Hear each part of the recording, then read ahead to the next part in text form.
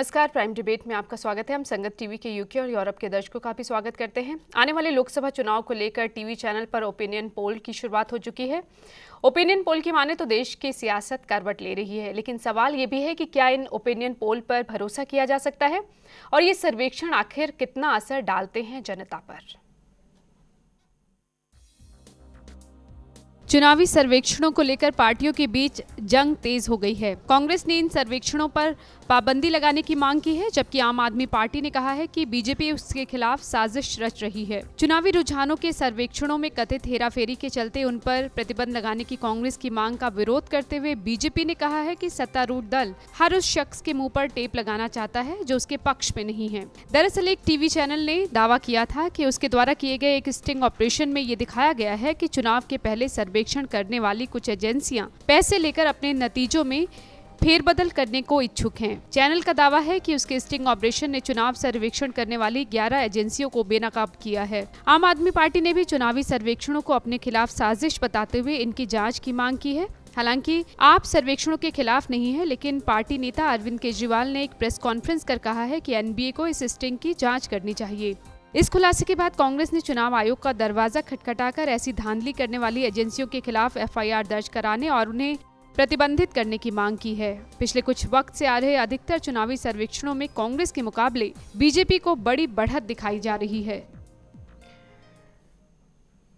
चुनावी सर्वेक्षणों का सच क्या है, कितना इस पर भरोसा किया जा सकता है और क्या इन पर पाबंदी लगनी चाहिए, इसी पर चर्चा करेंगे। हमारे साथ आज स्टूडियो में मौजूद हैं हरियाणा के चुनाव आयुक्त धर्मवीर जी, तमाम चुनावी सर्वेक्षणों में हिस्सा ले चुके प्रोफेसर आशुतोष कुमार भी हमारे साथ हैं, साथ ही समाजशास्त्री और आम आदमी पार्टी के नेता प्रोफेसर मनजीत सिंह भी हमारे साथ हैं। प्रोफेसर आशुतोष, आप तमाम चुनावी सर्वेक्षणों में हिस्सा ले चुके हैं, आपको लगता है कि अब इन पर भरोसा किया जा सकता है जिस तरह से सवाल उठ रहे हैं? देखिए, अभी जो सवाल उठ रहे हैं ये कोई नए सवाल नहीं है, हमेशा से सवाल एक उठते रहे। हमारी जो परंपरा ये रही है कि जिस पार्टी को चुनावी बढ़त दिखाते हैं वो पार्टी तो चुनावी सर्वेक्षण की कवायद करती है, और जिस पार्टी को पीछे दिखाया जाता है वो पार्टी इसको एक इंटरटेनमेंट या एक तमाशा या आप कहें कि एक बिकी हुई व्यवस्था बताती है।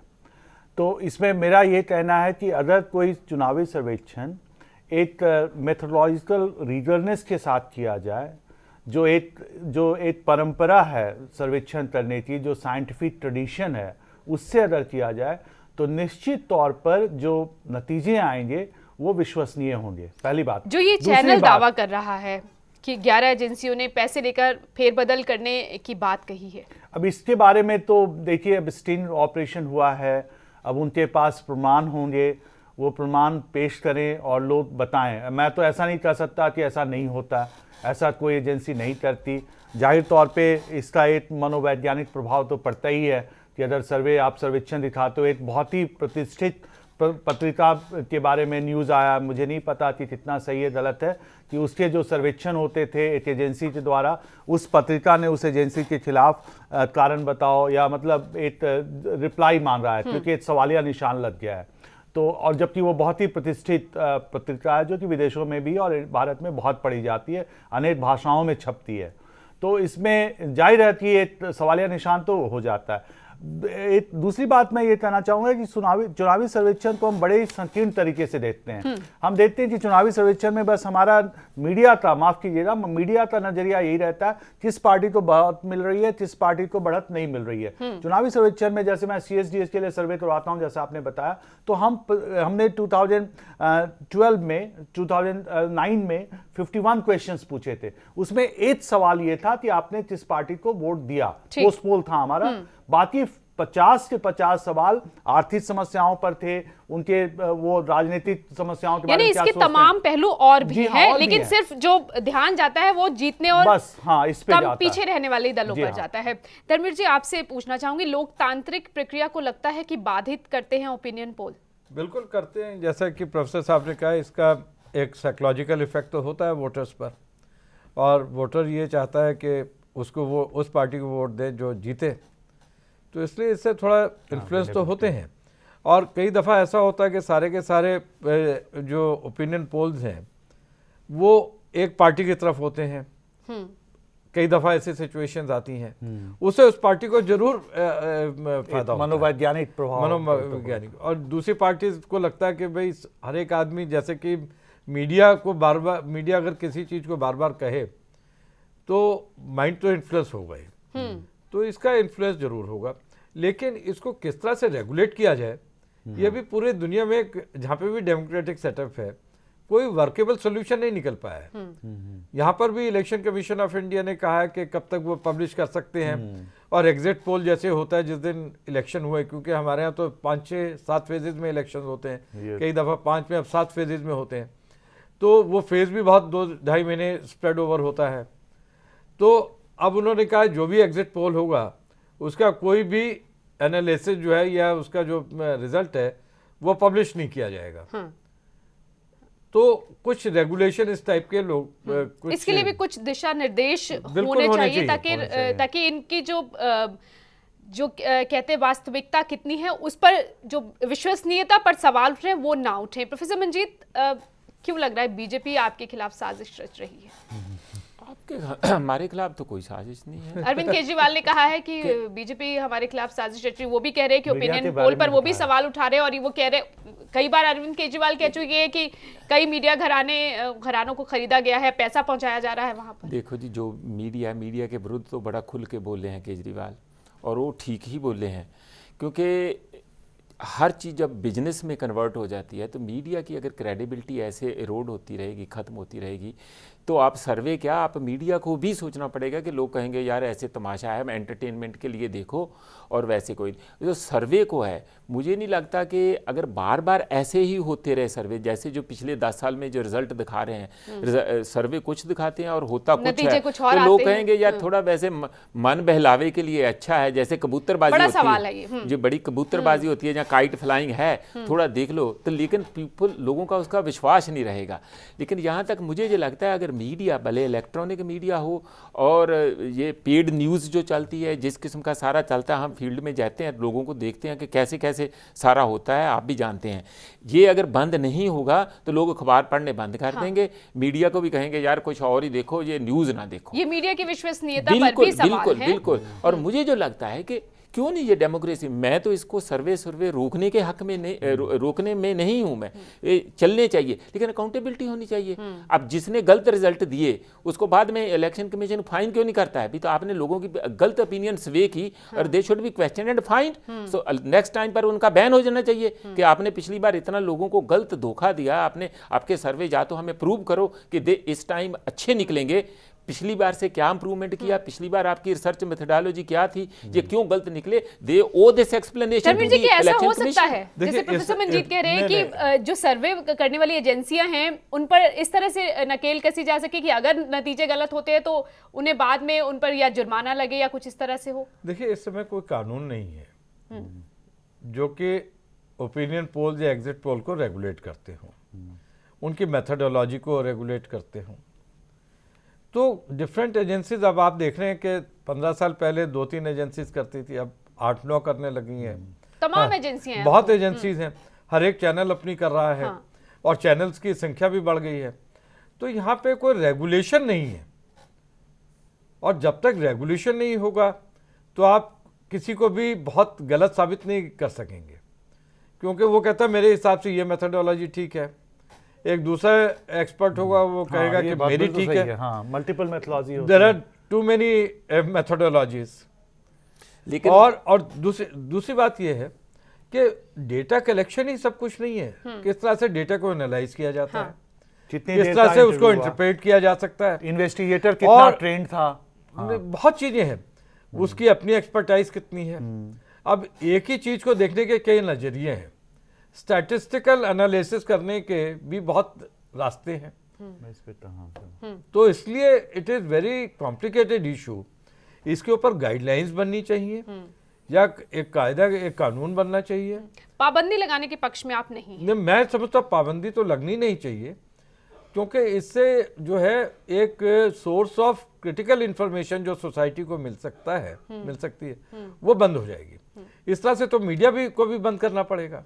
अगर अब मीडिया भी इन्फ्लुएंस करता है लोगों के व्यूज़ को, आप कोई भी डिबेट करते हैं और उस पे से कुछ जो इश्यूज सामने आते हैं और जो ओपिनियन वहाँ पे दी जाती हैं उसे जनता को कुछ ना कुछ तो प्रभावित करता ही है।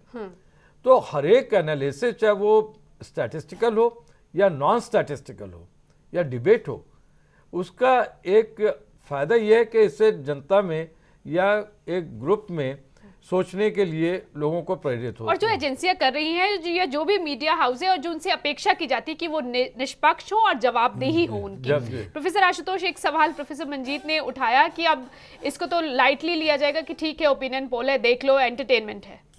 हाँ, सही बात है कि अगर जिस तरह से जितने तेजी के साथ और जितने जैसा सर ने कहा कि इतने चैनल्स हैं, हर एक चैनल अपने टीआरपी को बढ़ाने के लिए, तो फिर कहाँ जा रहे हैं चुनावी सर्वेक्षण, कहाँ जा रहे हैं? नहीं, तो इसमें दो बातें मुझे कहनी है। एक तो देखिए ना कि जैसे आप कौन सा मेथड यूज करते हैं। जैसे आम आदमी पार्टी ने किया था, जो मुझे आम आदमी पार्टी से मेरा दिल्ली में विधानसभा चुनाव के दौरान, तो उन्होंने आम आदमी पार्टी के योजन जी ने बताया कि देखिए ये हमारी मेथोलॉजी है, तो एक ट्रांसपेरेंसी भी होनी चाहिए।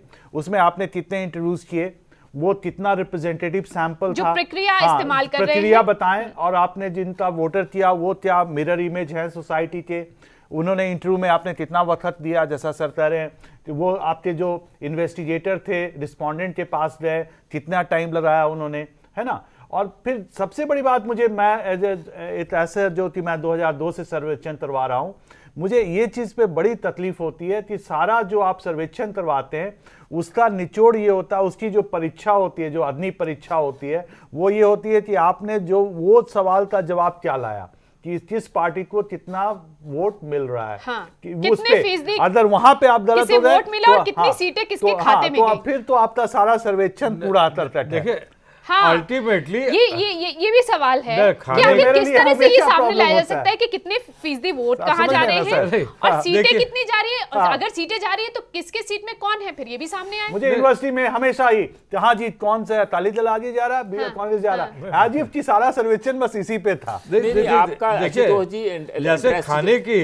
कोई भोजन बनता है, उसमें क्या चीज डल रही है उससे लोगों को दिलचस्पी नहीं है। पककर जो तैयार आया है और खाने में स्वादिष्ट है, तो लोग ये जानना चाहेंगे कि सर्वे हुआ कौन सी पार्टी को कितने सीटें मिलने की उम्मीद है। इकोनॉमिक पॉलिसीज के बारे में क्या सोच रहे हैं, फॉरेन पॉलिसी उस पे नहीं। लोग भी ये देखना चाहते हैं कि कौन आगे जा रहा है। जी हाँ, बिल्कुल, वो ये ही देखना चाहते हैं, बस वही देखना चाहते हैं। वो ये नहीं देखना चाहते न्यू इकोनॉमिक पॉलिसीज के बारे में क्या सोच रहे हैं, फॉरेन पॉलिसी के बारे में क्या सोच रहे हैं, न्यूक्लियर पॉलिसी के बारे में सोच रहे हैं। आशुतोष, वो उनका इलेक्शन सर्वे का ये मतलब नहीं है। आपके देखो, आपकी आम आदमी पार्टी ने भी सर्वे कराया दिल्ली में। नहीं, वो तो करवाएंगे। योगेंद्र यादव तो बीच में ही, अब उनका तो सर्वे वैसे ही जहां से निकल जाए सर्वे हो जाता है जिस रास्ते से, वो तो ही इज सो ट्रेंड, और उन्हीं का ही सर्वे आज तक सबसे मतलब रिजल्ट के, एक्चुअल रिजल्ट के नजदीक होता है, क्योंकि वो उनका बड़ा डिटेल, जैसे आशुतोष जी भी उसमें शामिल रहते। नहीं, फर्क तो रहेगा ही, प्रेडिक्शन है ना, तो कुछ कच्चे पंडित हैं, कुछ पक्के पंडित हैं, तो ऐसा फर्क तो रहेगा।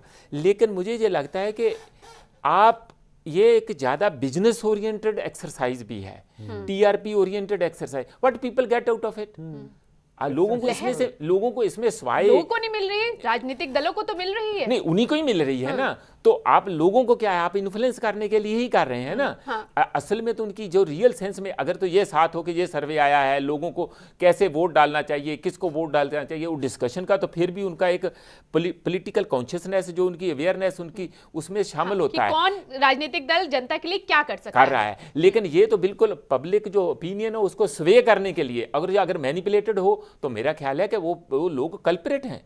उनको तो अब एक और इसके में आप कह रहे हैं कि कैसे इसकी ट्रांसपेरेंसी, जो इसकी ऑथेंटिसिटी है, इसको कैसे किया जाए वेरीफाई। उसका मुझे ये लगता है कि जो मेथड होता है, कितने लोगों का लिया, जो रॉ डाटा होता है, जैसे सेंसस का रॉ डाटा होता है, इनका सारा रॉ डाटा है जो है इसके पास जाना चाहिए, है ना, इलेक्शन कमीशन के पास, इंटरनेट पे जाना चाहिए, सार्वजनिक किया जाता है। इलेक्शन कमीशन क्या इंटरनेट पे डाले, बिल्कुल कोई भी देख सकता है, बिल्कुल। और उसमें से कोई भी 5% सैंपल लेके वेरीफाई कर पाए, ऑर्डिनरी सिटीजन भी, कि इन्होंने वाकई उस आदमी ने हो सकता है बीजेपी को वोट डाली हो और इन्होंने उसी आदमी के वोट किसी दूसरे को। तो जो सर्वेक्षण में सवाल यही उठाए गए हैं कि पैसे लेकर फेरबदल करने की बात नहीं है, कुछ वोट इधर ज्यादा दिखाए गए हैं। जी ने 2 सवाल उठाए, ट्रांसपेरेंसी एंड अकाउंटेबिलिटी, ये इंश्योर होना चाहिए, पारदर्शिता और जवाबदेही, ये कैसे आएगी सर्वेक्षण में, इस पर चर्चा करेंगे। क्या कुछ सैंपल साइज होता है एक होना चाहिए जिसमें ये सर्वे होना चाहिए, और कुछ पर्टिकुलर सवाल जो आपने भी कहा कि होने चाहिए, सिर्फ ये नहीं कि आप किसे वोट दे रहे हैं वही होना चाहिए सवाल।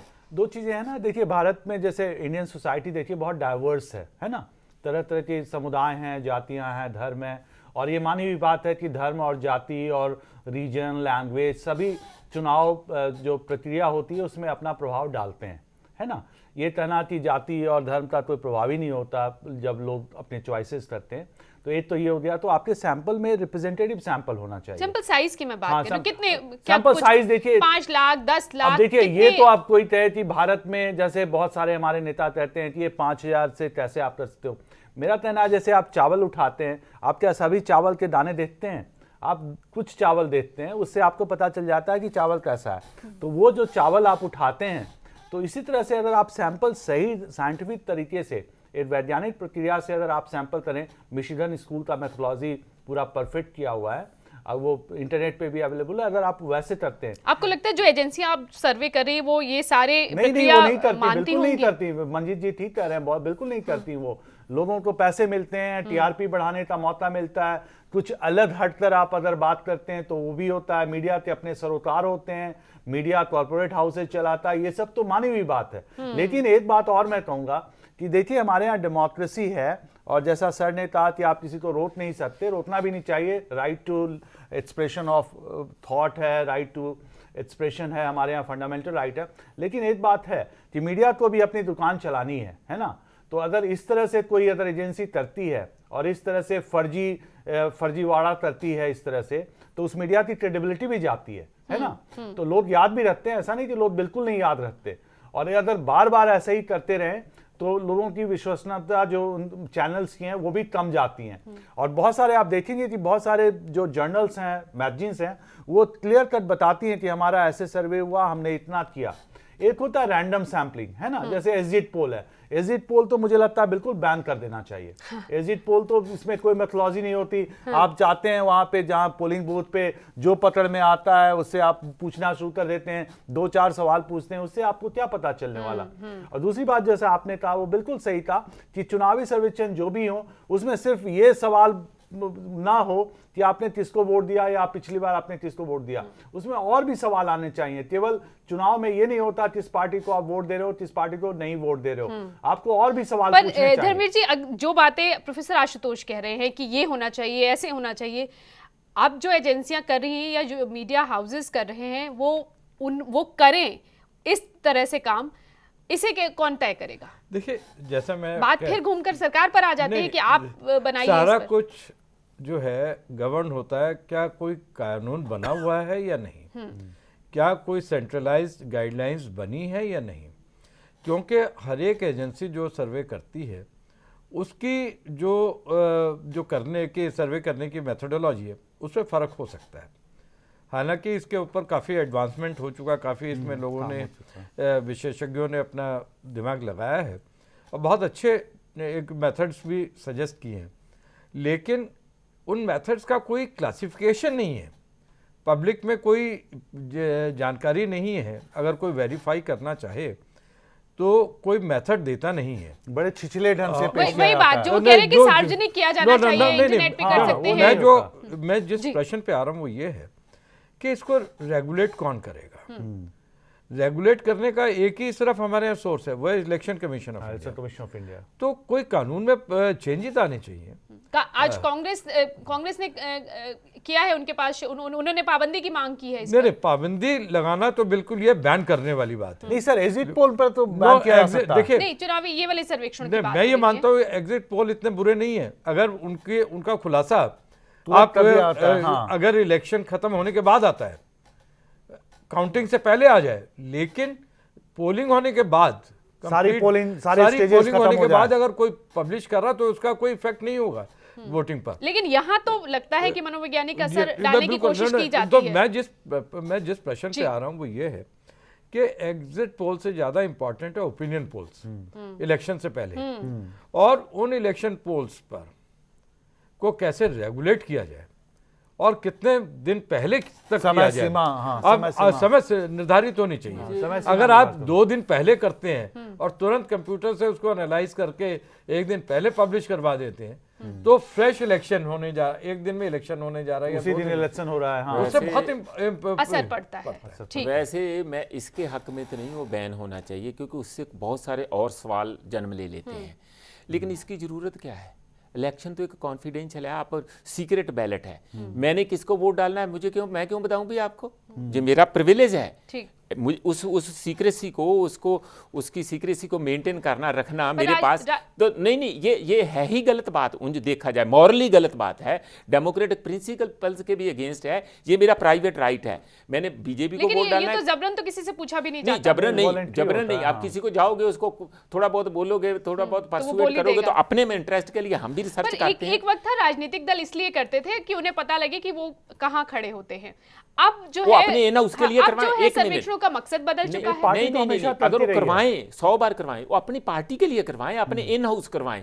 वो सार्वजनिक क्यों करते हैं, वो टीवी पर क्यों दिखाते हैं? तो उसकी अगर वो दिखानी है तो फिर उसकी जो उनको ये भी दिखाना पड़ेगा कि वो साइंटिफिक है। साइंटिफिक का मतलब जो मिनिमम सैंपल है, कैसे किया गया, किस मेथोडोलॉजी से किया गया, वो सारा उनको सार्वजनिक करना पड़ेगा। फिर बात वही आ गई कि इसके लिए दिशा निर्देश होने चाहिए जो अभी तक नहीं है। इसके लिए कानून बनना चाहिए, या जो रिप्रेजेंटेशन ऑफ पीपल्स एक्ट है उसमें चेंजेस होने चाहिए, और एग्जिट और ओपिनियन पोल्स के बारे में उसमें कोई ना कोई प्रोविजन होना चाहिए, या तो गाइडलाइंस और नहीं वो फिर गाइडलाइंस बने और एक्सपर्ट्स के साथ बैठ के लेकिन सर अब जब चुनाव सर पर है, इससे जल्दी इससे पहले कोई कानून तो बन नहीं सकता, तो अब ये कितना असर सकारात्मक या नकारात्मक किसके लिए हो सकता है? नहीं, ये तो कहना बड़ा मुश्किल है। मैं तो इलेक्शन कमिश्नर हूँ, मैं ये कहना मेरे लिए देखिए अच्छा नहीं मैं इसका जवाब देता हूँ कि कुछ जो एक संख्या होती है, ज्यादा नहीं होती, पर कह सकते हैं आप 3-4% मेरे हिसाब से, जो हम लोग हमेशा चुनावी सर्वेक्षण में पूछते थे कि आपने कब ये फैसला किया कि आप किस पार्टी को वोट देंगे, 1 दिन पहले, 10 दिन पहले, महीने भर पहले। तो ज्यादातर वोटर जो हैं वो पहले ही डिसीजन ले लेते हैं, कमिटेड वोटर होते हैं, पर फेंस सीटर्स भी होते हैं, है ना, जो वो में रहते हैं, उन पर असर पड़ता है इन चुनावी सर्वेक्षणों का कि अच्छा उन पर जैसा सरनेम का शायद है तो यही चले जाते हैं, शायद वो विनेबिलिटी फैक्टर तो एक रहती है ना, जैसे दिल्ली में कहा गया आम आदमी पार्टी के बारे में, तो यही आरोप है ना कि यही बनाने की कोशिश की जा रही है, हवा बनाने की कोशिश की जा रही है। यहाँ एक हवा बनाई जाती है, थोड़ा बहुत असर पड़ता है पर बहुत ज्यादा असर नहीं पड़ता। ये आप नहीं कह सकते कि आप चुनावी सर्वेक्षण में ये फर्जीवाड़ा करके आप चुनाव जीतेंगे। असर से भी आप जैसे नए दल हैं उन्हें नुकसान पहुंच सकता है, बहुत पहुंचाने की कोशिश करते हैं, लेकिन आप ये जो एक्सपोजर होता है, पंजाबी में ये कहते हैं कि जो काठ की हंडिया एक ही बार चढ़ती है, जहां 2-3 बार चढ़ जाएगी, अगर थोड़ा थल्ला मजबूत है तो अगर बार बार ये बदमाशी करेंगे, लोगों को मिसलीड करेंगे, उनको धोखा देंगे, तो लोगों का बिल्कुल ही उनका पर्पस ही लूज हो जाएगा। तो इसलिए इनको लेकिन उससे पहले नुकसान कितना हो जाएगा? नहीं, लोग तो बार बार देख रहे हैं कि ये कर ही रहे हैं। आप ऐसा नहीं करें, नहीं ज्यादा नुकसान नहीं होता, 2-3% बहुत होता है। 2-3% स्वे कर जाना तो पूरी की पूरी जीत हार का पूरा तय हो जाता है उसमें। तो ये है तो गलत बात, लेकिन मुझे जो लगता है कि पब्लिक को भी इससे बचना चाहिए कि जो ऐसा ऊपर नीचे दिखाते रहते हैं कि ये भी एक साइड है, सारी एक्सरसाइज की एक पहलू है और वो एंड नहीं है। उसकी रियलिटी को उनको गोखना पड़ेगा, उनको अपना उसको तय तक पहुंचना पड़ेगा, उसका कहाँ तक असलियत क्या है। लेकिन ये भी सवाल है ना कि एक निजी इंसान क्या सोचकर इन ओपिनियन पोल पर भरोसा करता है, कोई भी एक वोट डालने से देखो जो मिडिल क्लास है ना वो तो बाई ओपिनियन स्वे होती है, जो वर्किंग क्लास है वो इतना जल्दी स्वे नहीं होती। सर आपको क्या तो मेरा ये लगता है ऐसा है कि अगर आप टीवीज़ को और न्यूज़पेपर्स के रीडरशिप को देखें, ये बहुत पर्सनलाइज्ड होता है।